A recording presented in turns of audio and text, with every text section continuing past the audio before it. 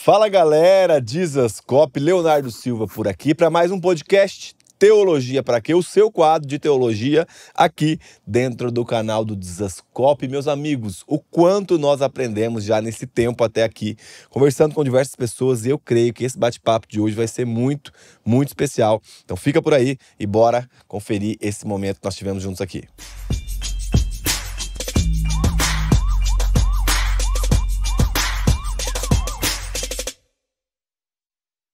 Tô aqui, Nilson Júnior.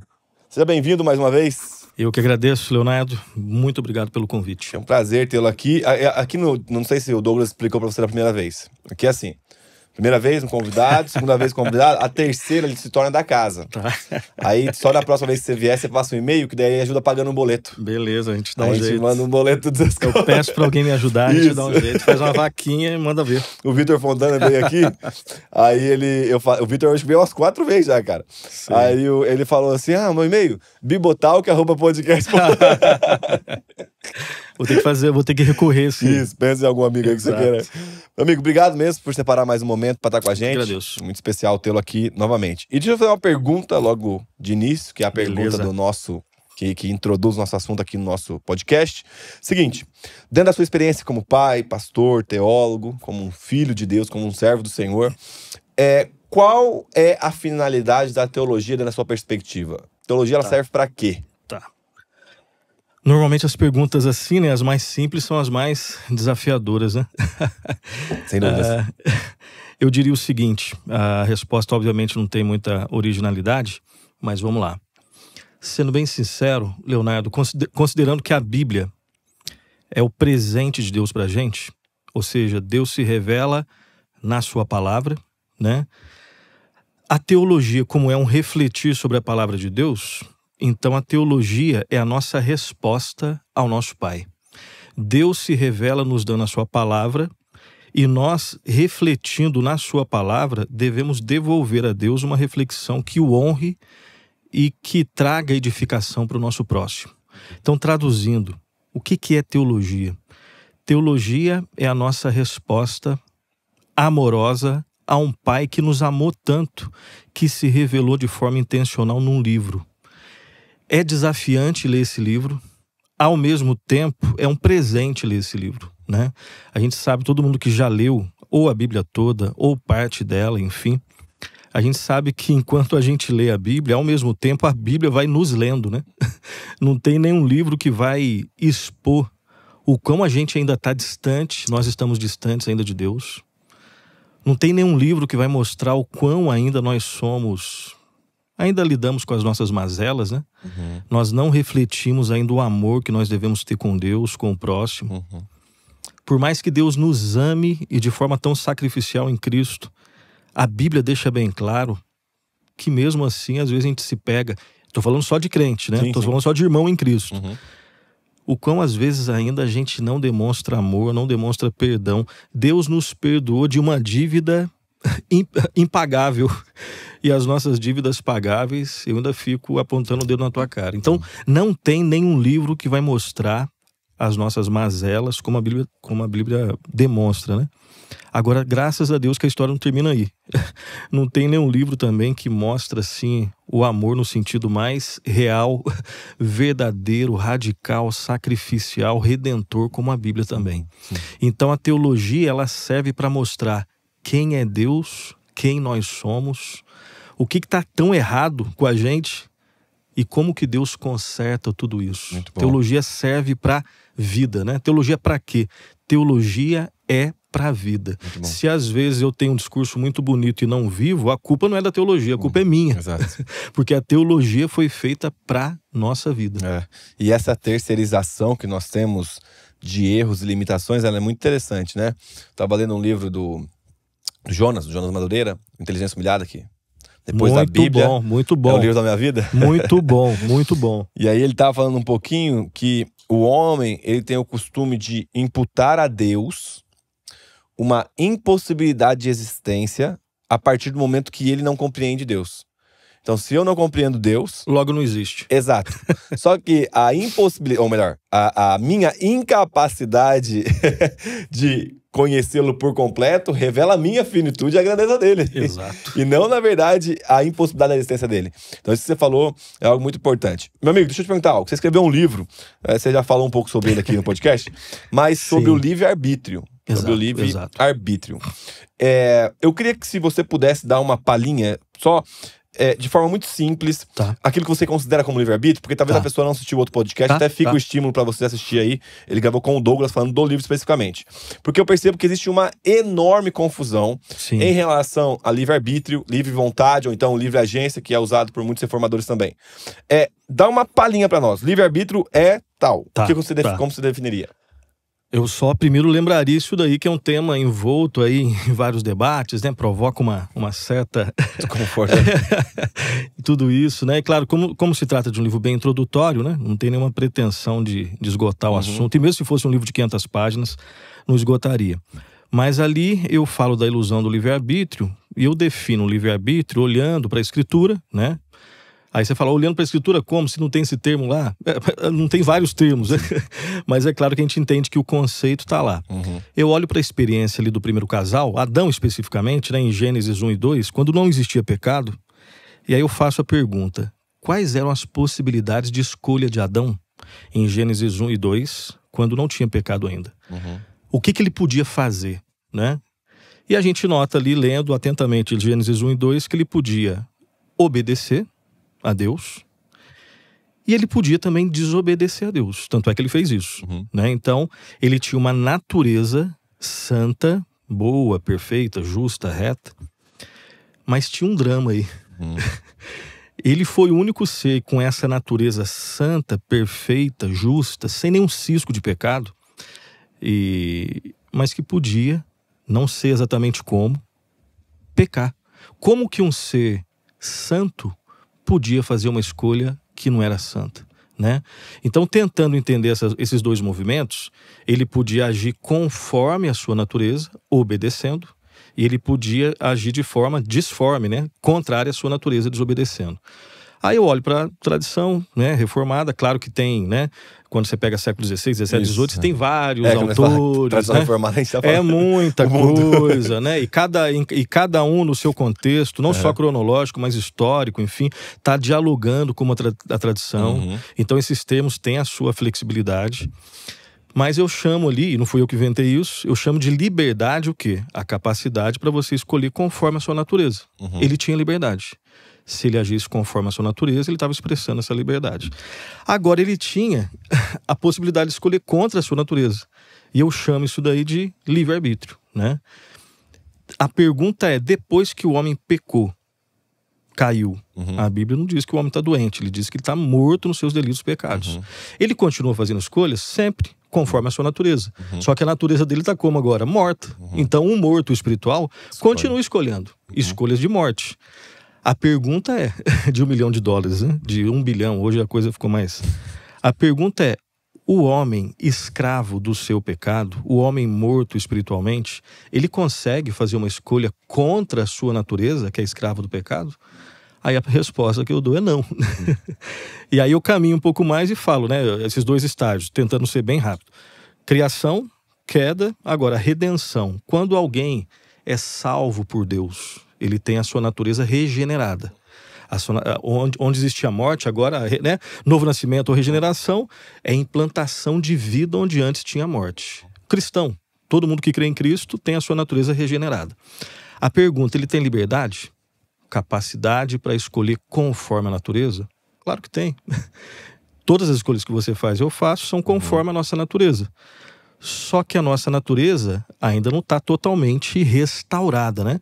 Ela foi regenerada e em processo de santificação. O cristão é aquele que acerta e erra. Aí a pergunta, ele tem livre-arbítrio? Ele pode escolher contra a sua natureza? E o teste seria o seguinte, se ele tivesse livre-arbítrio, ele só conseguiria acertar. Ele não consegue, porque isso não é condizente com a sua natureza ainda. Se eu decidir passar o resto desse dia, se eu decidir, na verdade, passar esse programa com você só acertando, eu não consigo. E se eu também... Agora, o outro lado. Eu consigo só errar? Ué, se só erra, não é cristão ainda, porque ele foi liberto justamente para, né, obedecer a Deus, já amar a Deus, mesmo que de forma imperfeita. Então ele continua tendo liberdade, faz escolhas conforme a sua natureza, mas livre-arbítrio não. Ele não pode escolher contra a natureza. E o último estágio é a glorificação, ou a consumação, enfim, né? E a pergunta é, lá no céu a gente vai ter livre-arbítrio, ou nos novos céus e nova terra, a nossa natureza como que vai estar lá? Totalmente, aí eu chamo aqui de glorificada, né? E lá a gente vai ter liberdade? A gente vai poder escolher conforme a natureza? Claro que sim. A nossa natureza é santa, eu vou fazer escolhas santas. Aí a pergunta, a última, né? Eu terei livre-arbítrio? Eu poderei escolher contra a minha natureza?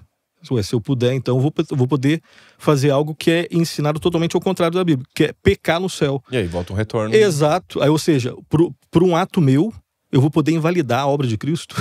Ou seja, o estágio do ser humano lá nos novos céus e nova terra, ele é muito melhor do que o estágio de Adão antes da queda. E não é porque, aí você fala assim, então foi um erro de Deus ter criado o ser humano com livre-arbítrio? Isso é uma pergunta tola, né? Porque Deus não erra. Eu erro, você erra. Nós erramos.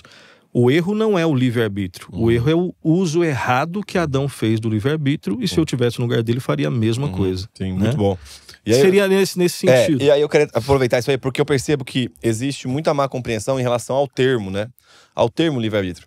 E eu costumo até usar como exemplo, quando alguém me pergunta, eu pergunto assim, que time você torce? Aí o cara fala, exemplo, né? Torço pro Flamengo. Aí o outro vem, é o meu caso. Aí o cara fala, que time você torce? Aí o cara fala, torço pro Corinthians. Aí beleza. Aí eu falo, tá, imagina tá tendo um jogo de Flamengo e Corinthians, né? E aí tem algo que aparenta ser um pênalti, aparenta ser uma falta, e você precisa tomar essa decisão.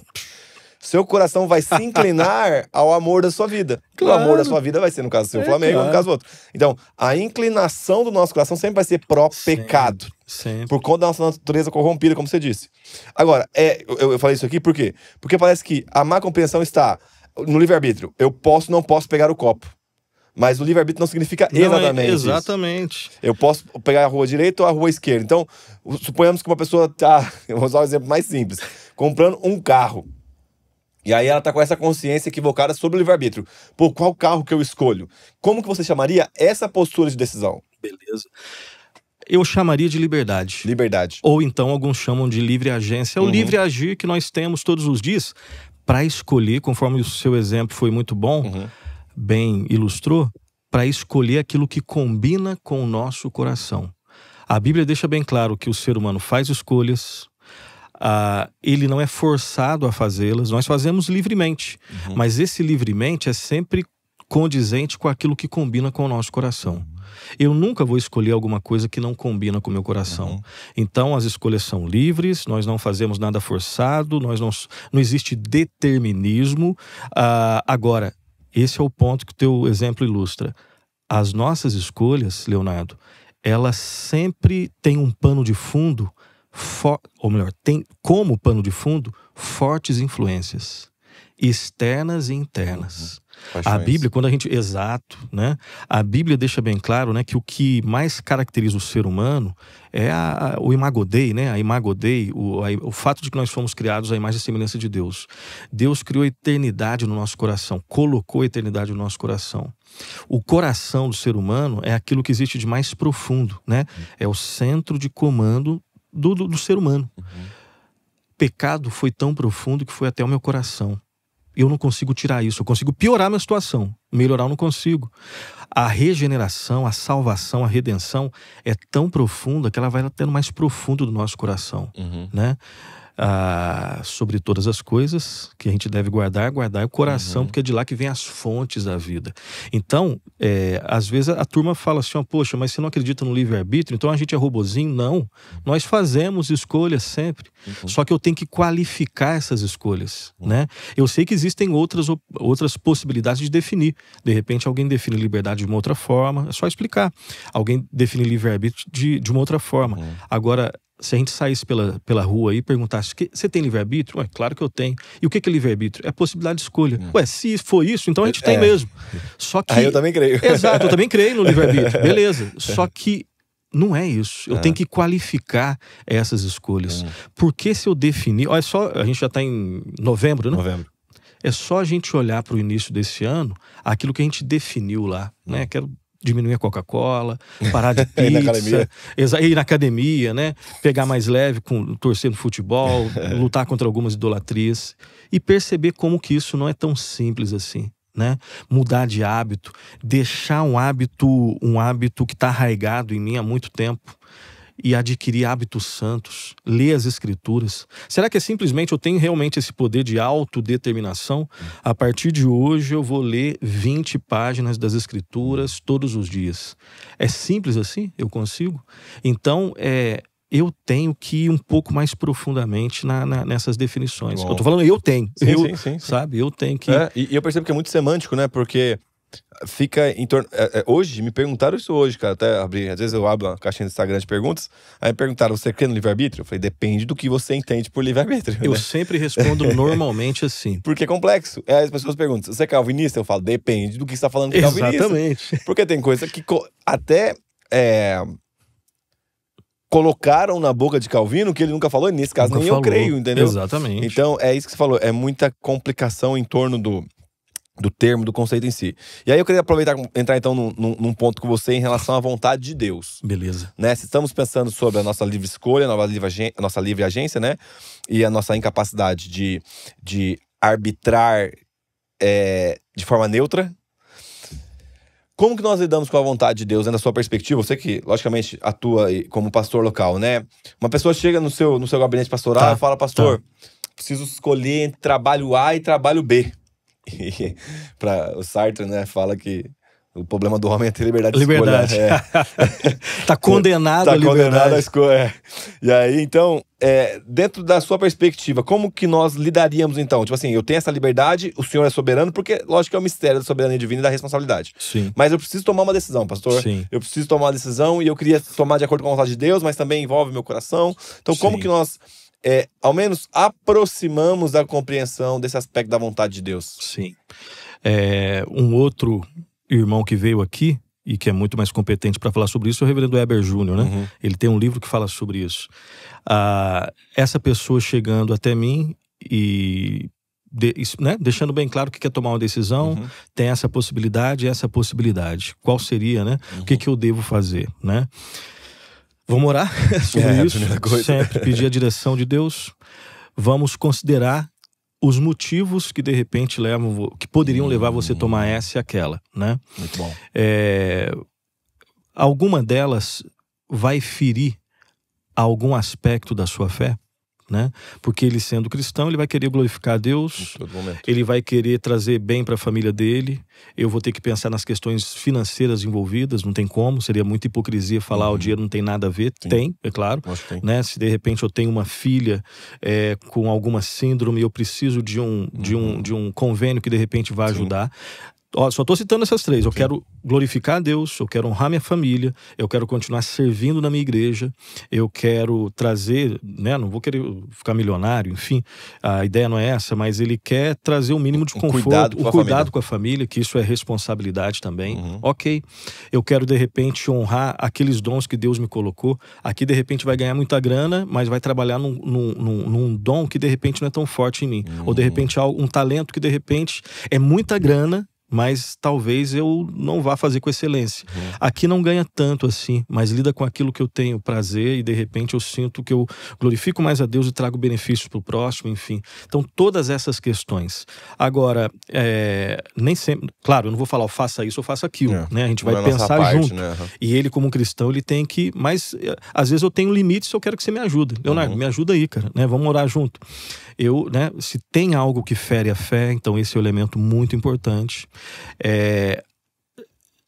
Existe em alguma dessas possibilidades onde você vai ter mais aproximação com Deus? Eu digo assim, pode parecer estranho, mas por exemplo, no emprego A, eu vou ganhar muita grana, mas quem fez entrevista comigo deixou bem claro, Leonardo, que provavelmente uns 2 domingos você vai trabalhar normalmente. Vai trabalhar normalmente. Aí entra na questão da compreensão que essa pessoa tem do dia do Senhor. ok? Sim. Então, eu vou ter que levar em consideração todos esses detalhes, conversar, meditar, conversar com a minha esposa. A minha esposa vai, né? Ela vai sofrer no bom sentido Sim. ou no mau sentido a minha decisão. Sim. E no final vai ter que tomar uma decisão, né? E você entende que toda decisão final é decisão conforme a vontade de Deus. Aí, essa vontade de Deus, aí de novo a gente vai falar de teologia, né? Porque tem aquela vontade de... Primeiro, tem o seu mistério, como você bem falou. Sim, sim. A Bíblia ensina que Deus é soberano e a soberania dele é absoluta, quer eu entenda ou não. E a mesma Bíblia que diz que Deus é soberano, é a mesma Bíblia que diz que nós somos responsáveis pelos nossos atos. Eu sou, você é, todos nós somos. Como conjugar, logicamente, essas duas coisas é uma outra questão. Exatamente, né? Eu até brinco seriamente, né? Quando a gente está andando, eu e você, nós estamos caminhando, e aí nós encontramos uma bifurcação. Um caminho é o solo escritura, o outro caminho é o solo a lógica. Qual que você vai ficar? Né? Porque a lógica é uma bênção de Deus, ela dá conta de quase tudo, né? Ela é a lógica que deixa bem claro que essa cadeira não vai cair, vai suportar o nosso peso e outras coisas. Mas a lógica não é Deus, ela é um agente criado, né? Então, Deus, ele não é nem lógico, nem lógico totalmente. Ele é supralógico. Então, como conjugar? Esse é um dos assuntos. Trindade é outro, a pessoa divina humana de Cristo e por aí vai. Como entrou o mal no mundo, essa coisa toda. Né? Mas eu iria, de alguma forma, fazer com que a pessoa considerasse todas essas questões. E eu esqueci exatamente o que você perguntou nessa última aí. Se a vontade de Deus vai ser cumprida. Beleza. Quando a gente fala de vontade decretiva, aquilo que Deus decretou, é impossível que a gente mude. Né? Só que a turma tem crise com isso, porque fala assim, mas então eu sou um robozinho. A Bíblia diz que a gente é robozinho? Não diz, né? A Bíblia deixa bem claro que nós somos responsáveis, só que de uma forma soberana, santa e perfeita, e que não é para provocar angústia na gente. Saber que a nossa vida está nas mãos de um Deus soberano deve gerar paz. Muito bom. Deve gerar gratidão. Eu não entendo. E graças a Deus que a minha paz não vem do fato de eu entender. Porque se eu estabelecer assim, Leonardo, você só vai ter paz na sua vida quando você entender todo o agir de Deus. Então você nunca vai ter paz, cara. Ou vai ter paz bem de vez em quando. É uma paz bem mequetrefe, assim, né? Então, a vontade decretiva não tem como escapar. Se ele diz que Cristo vai voltar e que ele vai levar o seu povo, isso é estabelecido. Nós, como Billy Graham dizia, né? Eu li a última página da Escritura. Deus vence no final e acabou. Tá que tudo bom. Certo, tá tudo bem. Agora, a vontade normativa, aquela que está escrita, né? Por exemplo, os mandamentos de Deus. Amarás o Senhor teu Deus de todo o teu coração, toda a tua alma, todo o teu entendimento, toda a tua força, amarás o teu próximo como a ti mesmo. É vontade de Deus isso? Eu posso desobedecer isso? Pergunta retórica. Nós desobedecemos todos os dias, né? Então, Deus nunca vai ser pego de surpresa. Nunca vai ser pego de surpresa. E nós somos responsáveis pelos nossos atos. E Deus conhece tudo. Isso tudo é verdade e não é para provocar confusão na gente. E outra, vamos supor que esse irmão que chegou até mim e pediu essa dica, ele no final das contas fez uma escolha que ele ganhasse mais dinheiro. A esposa dele tá do lado dele, mas falou, não concordo com isso, mas eu sou sua esposa, eu tô do teu lado. Ele começa a se afastar da fé. E aí? Se ele é cristão, em algum momento ele vai se arrepender, vai voltar e de repente vai ter uma experiência que quando você chegar para ele para perguntar, ele vai te tratar com uma humildade. Ele vai falar, cara, é você que vai escolher. Exato. Eu não vou escolher por você. Eu já fiz uma escolha onde eu conversei com o pastor, ele foi, né, tentou ajudar da melhor forma e eu fiz uma escolha assim. O que aconteceu comigo foi isso. Graças a Deus deu tempo de arrepender e voltar, cara. Mas eu tive danos que eu sinto até hoje, na minha relação com Deus, na minha relação com a minha família e por aí vai. E aí você que agora, a bola tá com você que vai tomar a decisão. Em tudo isso, de uma maneira que a gente não compreende, Deus é soberano e tá trabalhando no coração de cada um de nós. Nós que não somos robozinhos e ele que tem a soberania absoluta sobre tudo. A gente tem um pastor que nos pastoreia aqui, um discipulador nosso. Nós temos diversos amigos próximos que estão sempre cuidando da gente, né? E um desses é o pastor Paulo Borges. E aí ele sempre fala pra gente assim, você tem que pensar o que é dar certo. Então dá certo, o resultado de Deus é o resultado diferente do nosso. Exato. E aí eu lembro que ele estava contando um dia sobre um irmão que tinha recebido um tipo de proposta lá e tal. Só que daí, tipo assim, humanamente falando, a circunstância tava tipo, nossa, cara, que problemaço. Só que ele falou, pensa bem, se não tivesse acontecido isso, não revelaria o coração do irmão. E o que nós precisávamos conhecer na comunhão era o coração do irmão. Então, pra nós, nessa perspectiva, deu certo. Exato. E aí ele sempre fala assim, ó, um bom culto é o culto que dá tudo certo ou é o culto que amadurece os irmãos? Se é o culto que amadurece os irmãos, e aí, né, você já foi criança, Sim. e você tem filhos, eu também tenho filho, a gente sabe que amadurecimento é um processo bagunçado, no sentido de que gera bagunça, né? Sim. Meu filho, ele... Nossa, Sim. cara, ele tá... Sim. Eu tenho o Theo, ele tem 3 anos, meu filho. E aí Valentina tem 4. tem 4? Tem 4. E ele tá aprendendo a ir no banheiro sozinho. Meu amigo.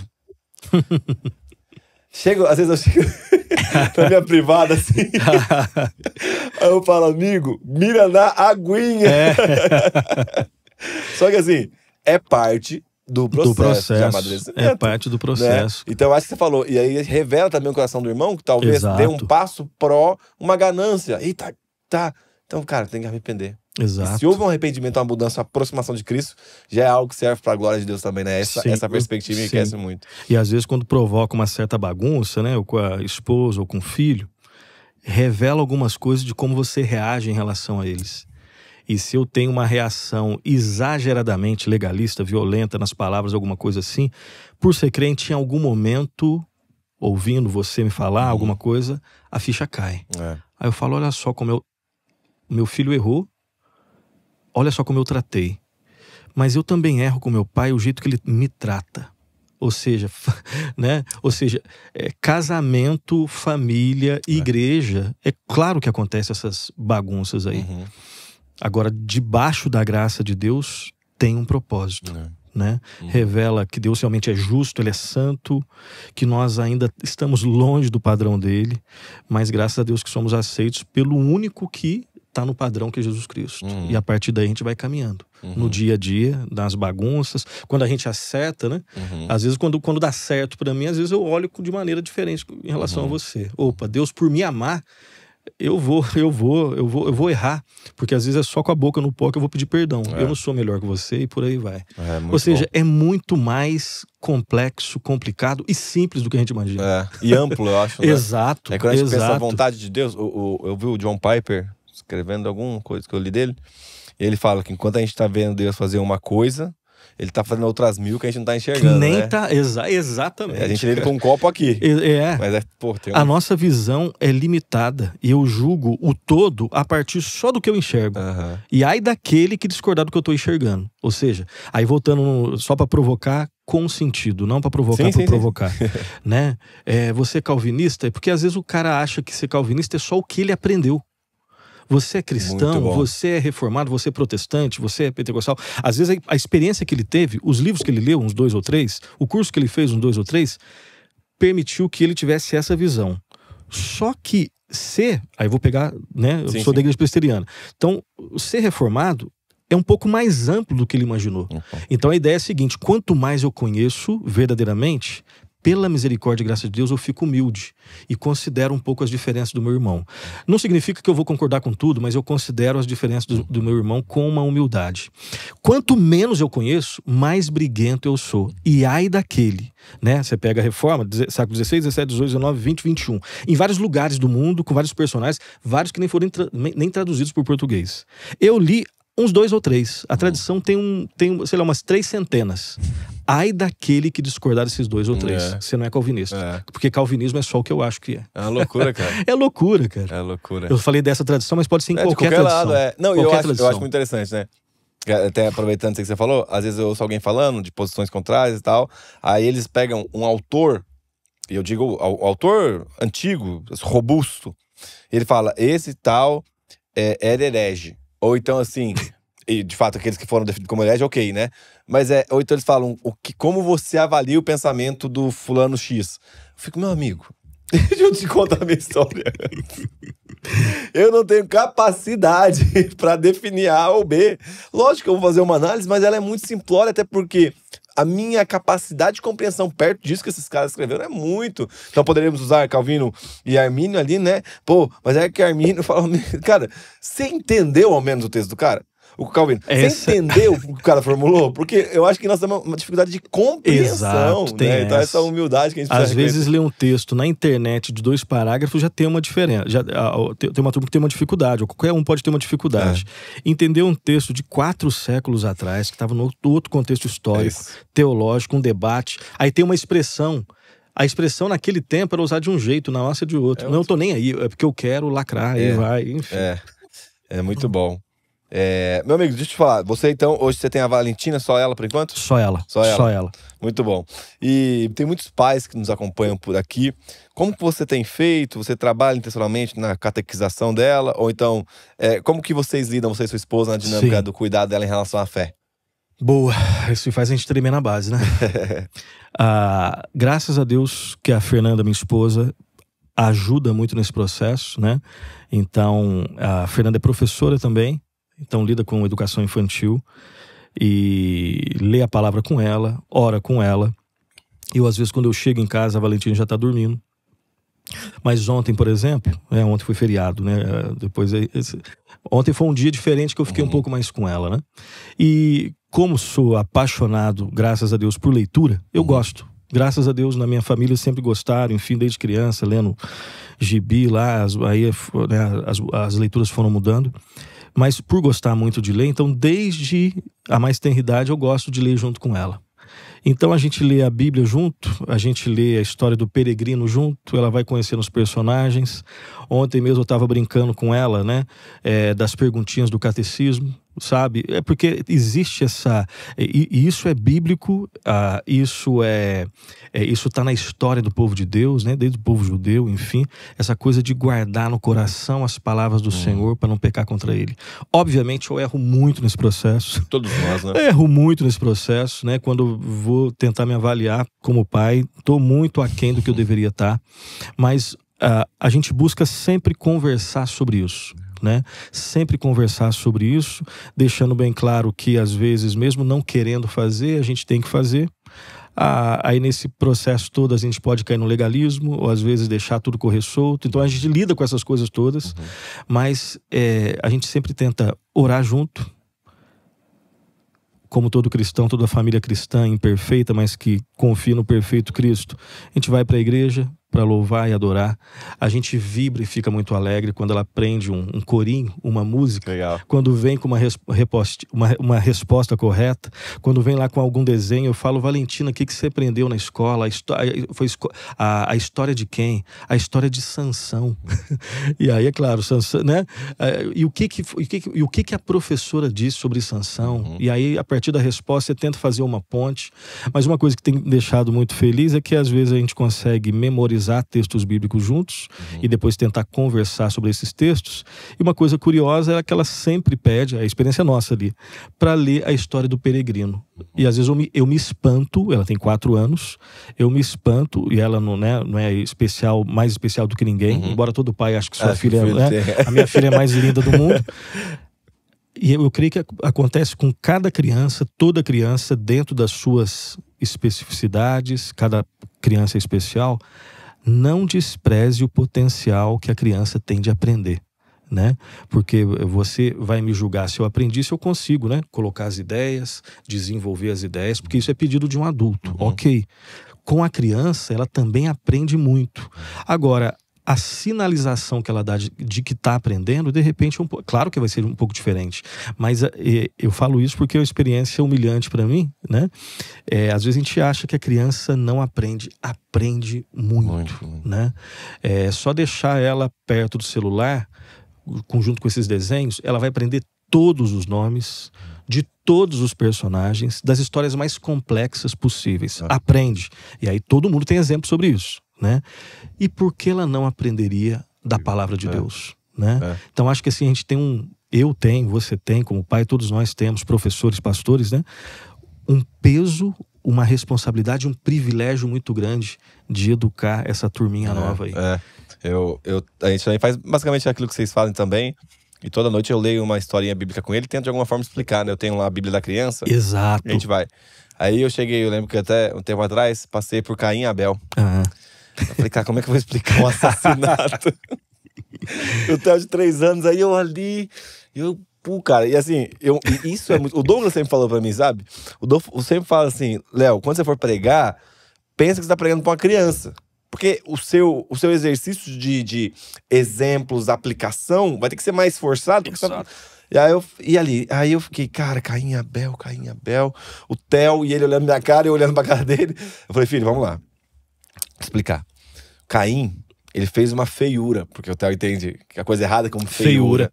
Lá ele também fez uma assim. feiura contra o irmão Abel e fez um machucado nele. E isso entristeceu o coração de Deus. Vida que segue, oramos, beleza. Passou um tempo, ele volta comigo à noite, deitamos. Filho, vamos orar, vamos. Ai, papai, eu falei, hoje eu fiz uma feiura contra Deus. Eu falei, o que você fez? Ele tinha desobedecido na escola. Eu falei, cara, então a gente tem que orar pedindo perdão pra Deus. Vamos orar pedindo perdão e Deus nos perdoa. Você não crê que Jesus vai vir morar no seu coração? Aí ele, sim. Eu falei, então é só a gente pedir orando que... Aí a gente orou e tal. Só que é isso, cara. Se você... Às vezes a gente despreza, mas a criança é uma esponja absurda.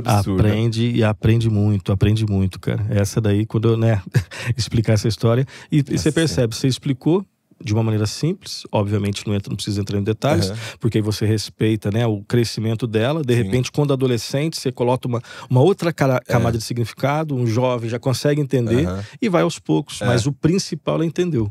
Que fez, assim como o personagem bíblico fez uma feiura contra Deus, ela também fez uma feiura contra Deus. É muito bom, né, cara? Meu amigo, deixa eu te perguntar uma coisa pra gente já caminhando pro nosso término aqui. Eu sempre costumo pedir recomendações de livros que mais marcaram as pessoas, talvez nessa última estação ou então na sua vida. Se você pudesse recomendar 3 que foram mais importantes na sua caminhada. E aí, logicamente, quando eu falo 3, tipo assim, teve talvez um pra família, um pastoreio, outro pra professor. Mas no sentido geral, quais 3 que você pontuaria que foram mais marcantes pra você? Tem muita coisa boa, né? Mas alguns assim que vem à minha memória agora. Tem um livro, um dos autores que eu mais gosto dos mais novos, né? Que ainda estão vivos, é o Paul Tripp. Ele tem vários livros bons. Então, para o ministério pastoral, tem um que chama Vocação Perigosa. Agora, tem um dos últimos livros que ele lançou que fala sobre o tema do teu programa, né? Teologia pra quê? Chama Você Acredita? Interrogação. Onde ele tenta deixar bem claro, né, o perigo dessa dicotomia, né, de ser um bom teólogo. Eu conheço, né? Cito os textos bíblicos, cito as confissões de fé, mas a minha vida dentro de casa é arrebento, né? Enquanto eu estou aqui no programa com você, beleza, saio para tratar os funcionários, arrebento. Chama Você Acredita, onde ele tenta, né? Não é que ele tenta unir, porque já está unido, a gente que desune. A teologia para a vida. Legal. O que entender, né, a doutrina do pecado, isso deve provocar em mim o quê? Né? Entender que realmente Cristo é o meu Salvador, o sacrifício dele substitutivo perfeito, isso na minha vida prática, quando eu lido com as questões do dia a dia, isso envolve o quê? Vai provocar o quê? Então, Você Acredita, do Paul Tripp. Tem um outro livro, assim, um dos melhores que eu já li, depois da Bíblia é o livro que eu mais li. Eu estou na 6ª vez, é o livro Graça Extravagante, editora Fiel. A autora é Bárbara Duguid, eu acho que esse é o sobrenome mesmo, né? Talvez a pronúncia esteja errada. É um dos livros mais fantásticos que eu li na vida. Junto com os livros do Tim Keller, talvez seja o livro que mais me explicou o que é o Evangelho, né?